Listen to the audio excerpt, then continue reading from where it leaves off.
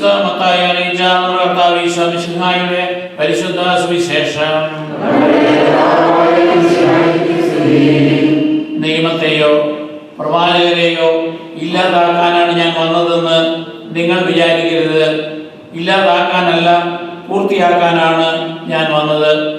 ആകാശവും ഭൂമിയും കടന്നു പോകുന്നത് വരെ സമസ്തവും സംഭവിക്കുവോളം നിയമത്തിൽ നിന്ന് വള്ളിയോ പുള്ളിയോ മാറുകയില്ലെന്ന് സത്യമായി ഞാൻ നിങ്ങളോട് പറയുന്നു. ഈ പ്രമാണങ്ങളിൽ ഏറ്റവും നിസ്സാരമായ ഒന്ന് ലംഘിക്കുകയും അപ്രകാരം മറ്റുള്ളവരെ പഠിപ്പിക്കുകയും ചെയ്യുന്നവൻ സ്വർഗ്ഗരാജ്യത്തിൽ ചെറിയവനെന്ന് വിളിക്കപ്പെടും.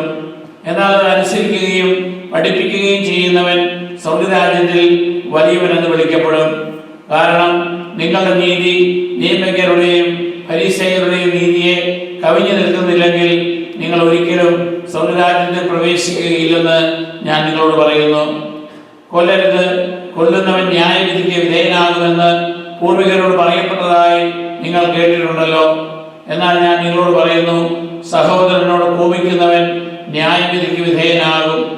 സഹോദരനെ ഘോഷ എന്ന് വിളിക്കുന്നവൻ ന്യായാധിപ സംഘത്തിനും വിഡ്ഢി എന്ന് വിളിക്കുന്നവൻ നരകാഗ്നിക്കും വിധേയനാകും.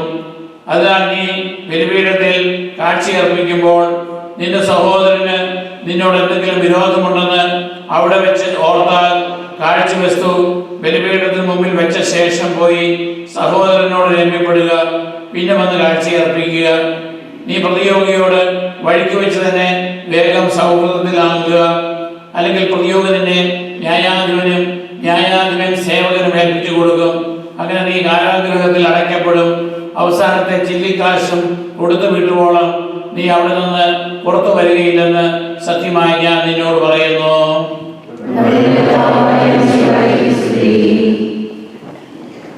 പ്രിയപ്പെട്ടവരെ, സിവിൽ നിയമങ്ങളും മതപരമായ നിയമങ്ങളുമുണ്ട്.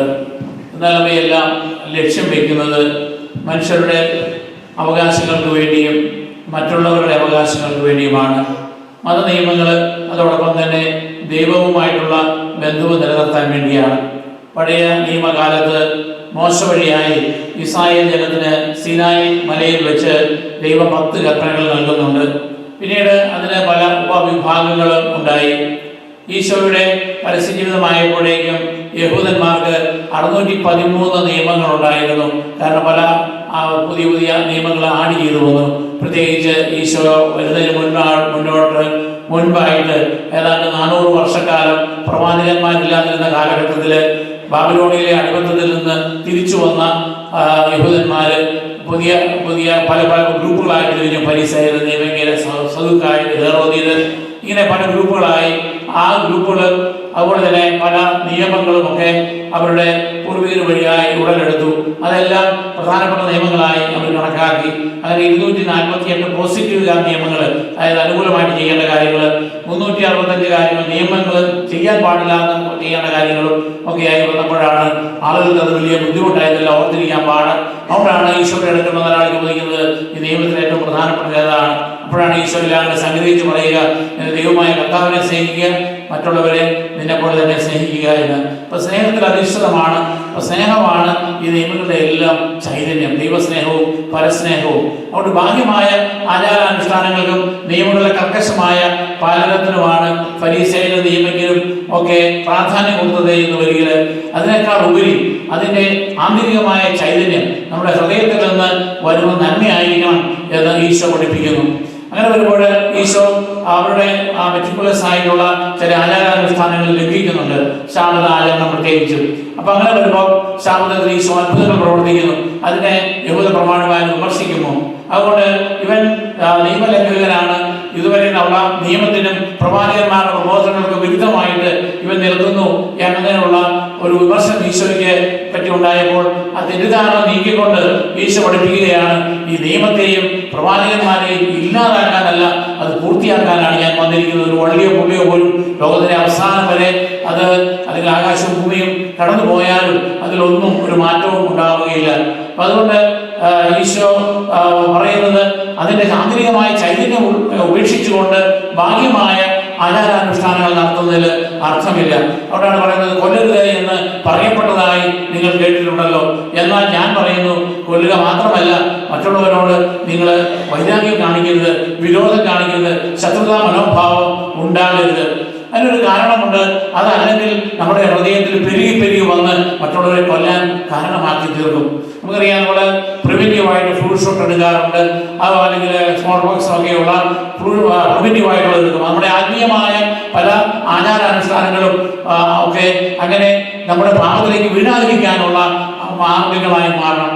അതോടൊപ്പം തന്നെ നമ്മുടെ കുമ്പസാരവും നമ്മുടെ മറ്റ് അനുരഞ്ജന ശുശ്രൂഷകളിലുമൊക്കെ നമ്മൾ പങ്കുചേരുമ്പോൾ നമ്മളിൽ ചെറിയ രോഗാണുക്കൾ ഉണ്ടാകുമ്പോഴേ നമ്മുടെ രോഗപ്രതിരോധത്തിനുള്ള ആന്റിബയോട്ടിക്കോ അല്ലെങ്കിൽ മറ്റു മരുന്നുകളൊക്കെ എടുക്കുന്നത് പോലെ അതിൻ്റെ ആദ്യ അവസ്ഥയിൽ തന്നെ അതിന് ട്രീറ്റ് ചെയ്തില്ലെങ്കിൽ കുറെ കഴിയുമ്പോൾ ഈ രോഗാണുക്കൾ ബാക്ടീരിയ, ഫംഗസോ വൈറസോ ഒക്കെ അത് പെരുകി വരികയും പിന്നെ നമ്മളെ ഇല്ലാതാക്കുകയും ചെയ്യും.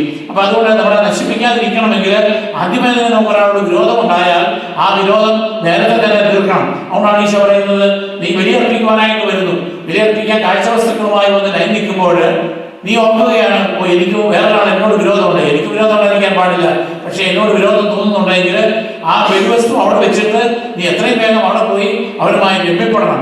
എന്നിട്ട് അവിടെ നിൽക്കാനല്ല, തിരിച്ചു വന്ന് ബലിയർപ്പിക്കണം. അപ്പൊ ദൈവത്തിന് ബലി സ്വീകാര്യമാകണം എന്ന് വരികിൽ അതിന് മുന്നോടിയായിട്ട് സഹോദരങ്ങളുമായി രമ്യപ്പെടണം. അതുകൊണ്ടാണ് വിശുദ്ധ കുർബാന അർപ്പിക്കുമ്പോൾ നമ്മൾ പരസ്പര സമാധാനം ആശംസിക്കുന്നത്. നമ്മൾ തൊട്ടടുത്ത് നിൽക്കുന്ന ആളിനാണ് സമാധാനം ആശംസിക്കുന്നത് എന്ന് വരികയും അത് നമ്മൾ ലോകത്തുള്ള എല്ലാവരുമായി രമ്യപ്പെടുന്നതിന്റെ പ്രതീകമാണ്. അതുപോലെ തന്നെ വിഡ്ഢി എന്നോ ഘോഷ എന്നോ നീ ആരെയും വിളിക്കരുത്.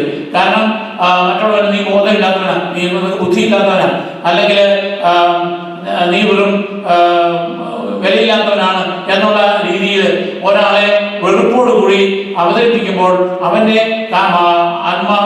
ഒരു അഭിമാനം നഷ്ടപ്പെടുകയാണ്, അവന്റെ സ്വഭാവഹത്യ നടത്തുകയാണ്.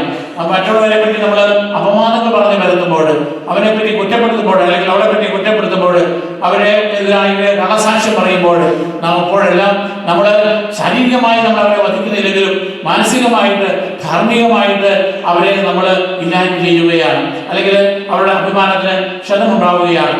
അതുകൊണ്ട് ഈശോ പറയുന്നു, അതിനെല്ലാം നമുക്ക് വിധിയുണ്ടാകും. അതുകൊണ്ട് നമ്മൾ മറ്റുള്ളവരുമായി രൂപപ്പെടുന്നതിന് വലിയ ഉദാഹരണമായിരുന്നു. നമുക്കറിയാം, ജോൺ പോൾ രണ്ടാമൻ മാർപ്പാപ്പയെ വധിക്കുവാനായിട്ട് ശ്രമിച്ച ഒരു യുവാവ് തടവറയിലായിരിക്കുമ്പോൾ മാർപ്പാപ്പ അവിടെ തടവറയിൽ പോയി അവനോട് ക്ഷമിക്കുകയും അവനെ ആശ്വസിപ്പിക്കുകയും അല്ലെങ്കിൽ അവനെ സന്ദർശിക്കുകയും ചെയ്യുന്നുണ്ട്. നമ്മളെ സംബന്ധിച്ചിടത്തോളം ചിലപ്പം ജീവിത പങ്കാളിയോ മക്കളോ മാതാപിതാക്കളോ സഹോദരങ്ങളോ സഹപ്രവർത്തകരോ ആരോടെങ്കിലും ഒക്കെ വിരോധമുണ്ടെങ്കിൽ നമുക്ക് ദൈവത്തിന്റെ സന്നിധിയിൽ പ്രീതി ലഭിക്കുകയില്ല. അതുകൊണ്ട് ഈശോ പറയുകയാണ്, നിന്റെ പ്രതിയോഗിയുമായി നീ ന്യായാധിപന് മുമ്പാകെ പോകുമ്പോൾ അതിന് മുൻപാടിയായിട്ട് എത്രയും വേഗം നീ അവരുമായി രൂപപ്പെടുക. കാരണം ഇതൊരു ടൈം സെൻസിറ്റീവ് ആണ്.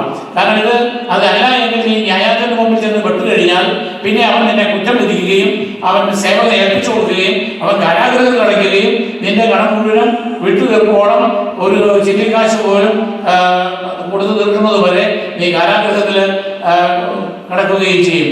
അതുകൊണ്ട് താമസം വരുന്തോറും നമ്മുടെ ഹൃദയത്തിലുള്ള അല്ലെങ്കിൽ നമ്മുടെ മനസ്സിലുള്ള ആ വൈരാഗ്യവും പകയും അതുപോലെ തന്നെ വെറുപ്പും ഒക്കെ അത് പെരുകിക്കൊണ്ടിരിക്കുകയാണ്. അതുപോലെ തന്നെ നമ്മളെ സംബന്ധിച്ചിടത്തോളം ഈ ടൈം സെൻസിറ്റീവ് ആകുന്നത് എപ്പോഴാണ് നമ്മുടെ ജീവിതത്തിൽ മരണം കടന്നു വരുന്നത് എന്ന് നമുക്കറിയത്തില്ല. അത് അപകടത്തിലൂടെ ആകാം, രോഗത്തിലൂടെ ആകാം, അല്ലെങ്കിൽ മറ്റേ ഏതെങ്കിലുമൊക്കെ പ്രതികൂല സാഹചര്യത്തിലൂടെയോ നമ്മുടെ ജീവിതാന്ത്യം ഉണ്ടാകാം. അപ്പോൾ നമ്മുടെ തനതുവിധിക്കായി നമ്മുടെ ന്യായാധിപന്റെ മുമ്പാകെ നമ്മൾ ഹാജരാക്കപ്പെടും. അപ്പൊ അതിന് മുമ്പായി തന്നെ നമ്മൾ മറ്റുള്ളവരുമായി രംഗപ്പെടുവാനായിട്ടും ആവശ്യപ്പെടുകയാണ്. നമുക്കറിയാം, ചില ക്രൈസ്തവ വിഭാഗങ്ങൾ ശുദ്ധീകരണത്തിൽ വിശ്വസിക്കുന്നില്ല. ഇവിടെ ഈശോ പറയുന്നത്, നീ നിന്റെ ശത്രുവായിട്ട് നീ രൂപപ്പെട്ടില്ല എങ്കിൽ നിന്നെ ഇല്ലായ്മ ചെയ്യുമെന്നല്ല, മറിച്ച് നിന്നെ കാരാഗ്രഹത്തിൽ പിടിച്ചിടും. നിന്റെ കടം വീട്ടുന്നത് വരെ നിന്നെ കാരാഗ്രഹത്തിലായിരിക്കും. അത് കഴിയുമ്പോൾ നീ സ്വതന്ത്രനാകും. ഇത് നമ്മുടെ ശുദ്ധീകരണ സ്ഥലത്തെക്കുറിച്ചുള്ളതായ വിശ്വാസത്തിന് നിമിത്തമായി തീരുന്നുണ്ട്. കാരണം എല്ലാവരും 100% ദുഷ്ടന്മാരല്ല, എല്ലാവരും 100% വിശുദ്ധരുമല്ല. കാരണം നമ്മളെല്ലാം മനുഷ്യരാണ്. അപ്പൊ അതുകൊണ്ട് നമ്മളുടെ ജീവിതാന്ത്യത്തിലും നമ്മൾ വന്നിട്ടുള്ളതായ കുറവുകൾക്ക് പരിഹാരം ഉണ്ടാകുന്നത് വരെ നമ്മൾ ശുദ്ധീകരണ സ്ഥലത്ത് അല്ലെങ്കിൽ നമ്മൾ അതിനുള്ള തടവറയിലായിരിക്കുന്നു. അപ്പൊ അതുകൊണ്ട് ദൈവത്തിന്റെ സന്നിധിയിലായിരിക്കുന്നതിനുള്ള സ്വാതന്ത്ര്യം ലഭിക്കുന്നതിന് വേണ്ടിയുള്ളതായ ഘട്ടം അത് ഉണ്ടാകാതിരിക്കാൻ വേണ്ടിയാണ് ദൈവവുമായി സഹോദരങ്ങളുമായി നമ്മൾ എത്രയും വേഗം രമ്യപ്പെടണമെന്ന് ഈശോ നമ്മളോട് ആവശ്യപ്പെടുക. അതുകൊണ്ട് തന്നെയാണ് നമ്മുടെ മരിച്ചവരുടെ കടങ്ങളും പാപങ്ങളും ക്ഷമിക്കുന്നതിന് വേണ്ടി നമ്മുടെ സുവിധാത്മാക്കൾക്ക് വേണ്ടി നമ്മൾ പ്രാർത്ഥിക്കുകയും ചെയ്യുക. അതുകൊണ്ട് സുവിശേഷത്തിന്റെ പ്രധാന സന്ദേശം എന്ന് പറയുന്നത് നമ്മളുടെ ദൈവകൽപ്പനകളുടെ അനുസരണ എന്ന് പറയുന്നത് നമ്മുടെ ഹൃദയത്തിൽ നിന്നാകണം, നമ്മുടെ സ്നേഹത്തിൽ നിന്നാകണം, നമ്മുടെ കരുണയിൽ നിന്നും ആകണം.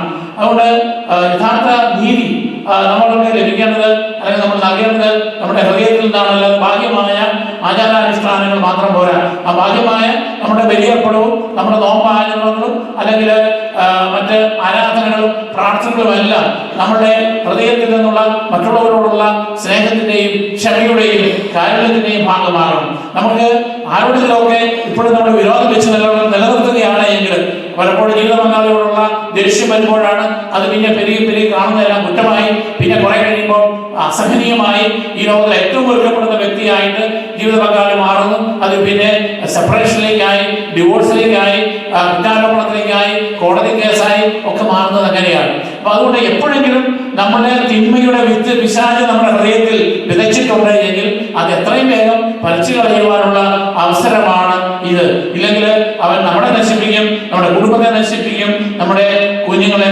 നശിപ്പിക്കും. അതുപോലെ തന്നെ നമ്മൾ ഓർക്കുക, നമ്മളുടെ വാക്കുകൾ നിയന്ത്രിക്കുവാനായിട്ട് നമ്മൾ ശ്രമിക്കണം. ചിലപ്പോൾ നമ്മുടെ വാക്കുകളാണ് മറ്റൊരാളെ മാനസികമായി വേദനിപ്പിക്കുന്നത്, അതവനെ കൊല്ലുന്നതിന് തുല്യമാണ്. അപ്പൊ അതുകൊണ്ട് നമ്മൾ മറ്റുള്ളവരെ പറ്റി ഗോസിപ്പ് പറയുക, പ്രത്യേകിച്ച് ഇന്നത്തെ കാലത്ത് സോഷ്യൽ മീഡിയ വന്നതിന് ശേഷം ആരെക്കുറിച്ചും എന്തും വൃത്തികേടുകൾ എഴുതാം, തെറ്റായ ആരോപണങ്ങൾ നടത്താം. ഇത് വായിച്ചു പോകാനൊക്കെ കേൾക്കാൻ രസമാണ്. അത് ഒരിക്കലും നമ്മളായിട്ടുള്ളത് വളർന്നുമ്പോൾ നമ്മൾ അറിയാതെ മറ്റുള്ളവരെ പറ്റി തെറ്റിദ്ധരിക്കാനും വിദ്വേഷം ഉണ്ടാക്കുവാനായിട്ടും ഇടയായി തീരും. അപ്പൊ അതുകൊണ്ട് അങ്ങനെയുള്ള ദുശീലങ്ങൾ, മറ്റുള്ളവരെ പറ്റി തിന്മ പറയുന്ന ദുശീലങ്ങൾ, അങ്ങനെയുള്ള വായിക്കുന്ന ദുശീലങ്ങൾ നമ്മൾ ഒഴിവാക്കാനായിട്ട് ശ്രമിക്കണം. അതുകൊണ്ട് തന്നെയാണ് മറ്റുള്ളവരുമായി രമ്യപ്പെടുവാനുള്ള അവസരമായി നമുക്ക് നമ്മുടെ കുമ്പസാരത്തെയും അതുപോലെ തന്നെ നമ്മുടെ കുർബാനയിലെ അനുരഞ്ജന ശുശ്രൂഷയെയും നമുക്ക് മാറ്റണം. അതുകൊണ്ട് മാനസാന്തരം എന്ന് പറയുന്നത് അത് എത്രയും വേഗം അല്ലെങ്കിൽ എപ്പോഴും നിരന്തരമായി നമ്മളെ നവീകരിച്ചുകൊണ്ട് ഇരിക്കേണ്ടതാണെന്ന് ഇന്നത്തെ സുവിശേഷം നമ്മളെ ഓർമ്മിപ്പിക്കുന്നു. അവിടെ അതിന്റെ ചൈതന്യം അനുസരിച്ച് ജീവിക്കാനായിട്ട് നമുക്ക് എല്ലാവരോടും ക്ഷമിച്ചുകൊണ്ട് എല്ലാവരോടും ക്ഷമിക്കുവാനുള്ള ബലിയിക്കുന്നതിന് വേണ്ടി പ്രാർത്ഥിച്ചുകൊണ്ട് ഈ കുർബാന